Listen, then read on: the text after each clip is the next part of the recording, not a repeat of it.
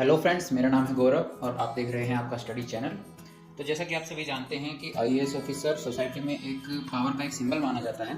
तो IAS officer के पास बहुत सी पावर्स होती हैं, इसलिए सिविल सर्विस एग्जाम को इस तरह से डिज़ाइन किया जाता है कि सिर्फ होनहार कैंडिडेट का ही सिलेक्शन हो। सिविल सर्विस एग्जाम में लगभग 8 से 10 लाख के जो स्टूडेंट्स होते हैं वो पार्टिसिपेट करते हैं, जिनमें से तकरीबन 1000 का ही सिलेक्शन हो पाता है। यूपीएससी का जो एग्जाम होता है वो 3 स्टेप्स में होता है। सबसे पहले पे आता है प्रिलिमिनरी एग्जाम, दूसरे पे आता है मेंस एग्जाम और तीसरे नंबर पे आता है इंटरव्यू या पर्सनैलिटी टेस्ट। उसकी एलिजिबिलिटी क्राइटेरिया क्या होता है इसमें अप्लाई करने के लिए, तो सबसे पहले नंबर पे आता है सिटीजन। एग्जाम में इंडियंस के साथ साथ तिब्बत के रिफ्यूजी, नेपाल तथा भूटान के लोग भी शामिल हो सकते हैं। इस एग्जाम के लिए किसी भी रिकॉग्नाइज्ड यूनिवर्सिटी से किसी भी सब्जेक्ट में ग्रेजुएट होना बहुत ही जरूरी है। ग्रेजुएशन के फाइनल ईयर में भी जो स्टूडेंट होते हैं वो भी इसमें पार्टिसिपेट कर सकते हैं, अप्लाई कर सकते हैं। साथ ही साथ इसमें सब्जेक्ट की भी कोई लिमिटेशन नहीं होती है। आप किसी भी सब्जेक्ट में, किसी भी फील्ड में सिर्फ रिकॉग्नाइज्ड बोर्ड से आप या यूनिवर्सिटी से आप ग्रेजुएट होने चाहिए किसी भी सब्जेक्ट में, इसके लिए एलिजिबल हो जाते हैं। इस एग्जाम के लिए जो कैंडिडेट्स को मिनिमम एज लिमिट जो होती है वो होती है 21 ईयर्स। अलग अलग कैटेगरी के लिए अलग अलग मैक्सिमम एज लिमिट डिसाइड की गई होती है। तो हम बात करते हैं जनरल कैटेगरी के लिए जो है वो 21 ईयर्स टू 32 ईयर्स के बीच होती है। आप जो जनरल कैटेगरी के कैंडिडेट्स हैं वो 32 साल तक यूपीएससी एग्जाम के लिए अप्लाई कर सकते हैं।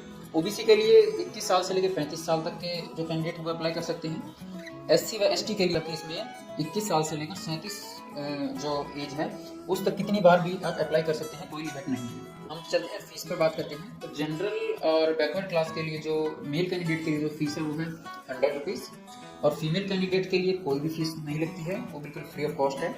SC, ST and physically handicapped candidates की भी कोई फॉर्म फीस नहीं लगती है। इस एग्जाम में हर कैटेगरी के कैंडिडेट्स के लिए अटेम्प्ट डिसाइड किए गए होते हैं।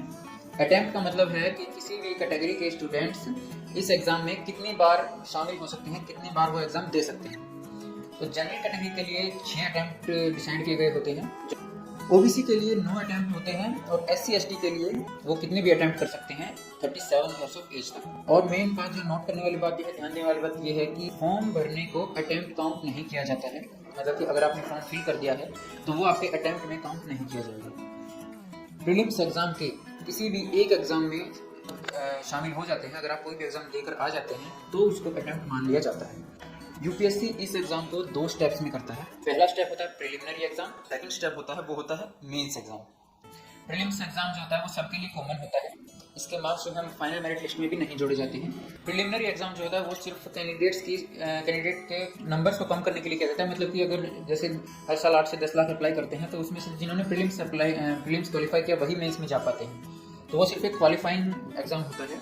और मेंस एग्जाम के जो 2 पार्ट्स होते हैं उन्हीं के मार्क्स के बेस पर ही फाइनल मेरिट लिस्ट तैयार की जाती है और उसी हिसाब से सबको सर्विस दी जाती है। तो सिविल सर्विसेज और प्रीलिम्स एग्जाम का जो सिलेबस होता है उसके बारे में हम बात करते हैं। अगर आप प्रीलिम्स एग्जाम के डीपली आप सिलेबस पढ़ना चाहते हैं तो वीडियो के डिस्क्रिप्शन में एक और वीडियो का लिंक दिया गया है। आप उसमें आपको स्पेशली उसमें प्रीलिम्स एग्जाम के सिलेबस की फुल डिटेल्स दी गई है। फिर पहले पेपर में 100 क्वेश्चन होते हैं, 2 घंटे का इसमें आपको टाइम दिया जाता है। जो हर एक क्वेश्चन जो है वो 2 नंबर का होता है। दूसरे पेपर में भी 80 क्वेश्चंस होते हैं, 2 घंटे का इसमें आपको टाइम दिया होता है। जो भी कैंडिडेट इसको पास कर लेता है उन्हें सिविल सर्विसेज मेंस एग्जाम का फॉर्म भरने के लिए दोबारा से ऑनलाइन अप्लाई करना होता है। इसे DAF भी कहते हैं, मतलब कि डिटेल्ड एप्लीकेशन फॉर्म।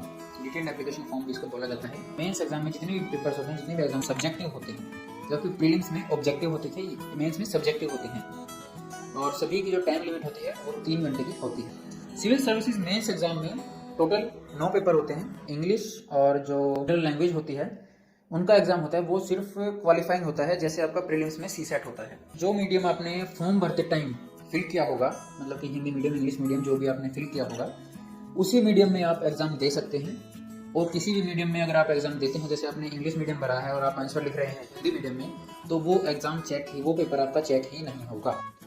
इंग्लिश और इंडियन लैंग्वेज के पेपर में पास होने के लिए सिर्फ 25% मार्क्स लाने होते हैं, मतलब कि 25% नंबर आपको लेने होते हैं।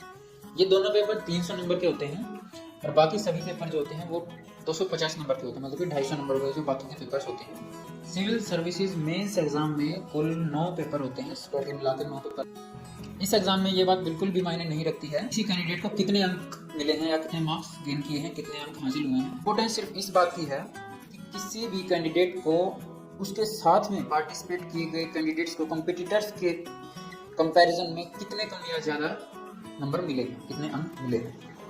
मतलब कि उसके इंडिविजुअल के मार्क्स इतना इंपॉर्टेंस नहीं रखते हैं जितना कि उसके आसपास वाले रखते हैं। अगर मान लीजिए आपके मार्क्स कम आते हैं और कट ऑफ भी कम जाती है, तो कट ऑफ के अकॉर्डिंग आपके मार्क्स बहुत ज़्यादा है। लेकिन अगर ऐसा होता है कि आपके मार्क्स कम है बट कट ऑफ हाई नहीं है, मतलब कि और कैंडिडेट्स के अकॉर्डिंग आपके मार्क्स, तो फिर आपके मार्क्स जो है कट ऑफ में कम ही आएंगे।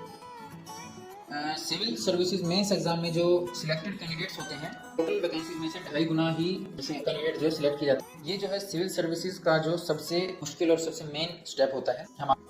ये इंटरव्यू टोटल जो है 275 मार्क्स का होता है, मतलब कि 275 नंबरों का ये जो है इंटरव्यू होता है। इसका सिलेबस डिसाइड नहीं होता है तथा जो आपने जो DAF में जो अपनी इन्फॉर्मेशन भरी होती है उसी से रिलेटेड आपसे जैसा यहाँ पर पूछा जाता है। IAS इंटरव्यू में कैंडिडेट का confidence, attitude, problem solving skills, ये सब जो है चेक की जाती है, उनकी पर्सनैलिटी, ये सब देखा जाता है। और इसके जो मैक्सिमम मार्क्स होते हैं वो 275 मार्क्स होते हैं, और उसी के हिसाब से उनकी पर्सनैलिटी के अकॉर्डिंग उन्हें 275 मार्क्स में से ही मार्क्स दिए जाते हैं। अप्लाई करने से लेकर के हम इंटरव्यू तक पहुंच चुके हैं, अब बस पोस्ट मिलना बाकी रह गया है। सिविल सर्विसेज के इंटरव्यू जो हैं वो लगभग 20 दिन तक चलते हैं, और इंटरव्यू खत्म होने के 10 दिन के बाद ही, लगभग 10 दिन के बाद ही इसका जो है फाइनल रिजल्ट आ जाता है। जो हमारी फाइनल मेरिट लिस्ट होती है वो इंटरव्यू तथा सिविल सर्विसेज का जो मेंस रिटन एग्जाम होता है उसको मिलकर जो हमारी मेरिट लिस्ट तैयार की जाती है उसी के हिसाब से पोस्ट की जाती है। मतलब कि जो मैक्सिमम मार्क्स होते हैं वो 2025 मार्क्स होते हैं, मतलब कि 2025 नंबर जो होते हैं उसमें से ही फाइनल मेरिट लिस्ट तैयार की जाती है, जिसके बेस पे ही सभी को सर्विसेज दे दी जाती है। जो भी कैंडिडेट फाइनल रिजल्ट में जगह नहीं बना पाते हैं उन्हें अगर फिर से अप्लाई करना होता है तो फिर से पूरे प्रोसेस के साथ होना पड़ेगा। अगर आप प्रीलिम्स में क्वालिफाई करते हैं तो ही आप मेंस में एंटर करते हैं, और मेंस में और उसके बाद मेंस क्वालिफाई होने के बाद आप इंटरव्यू में एंटर करते हैं।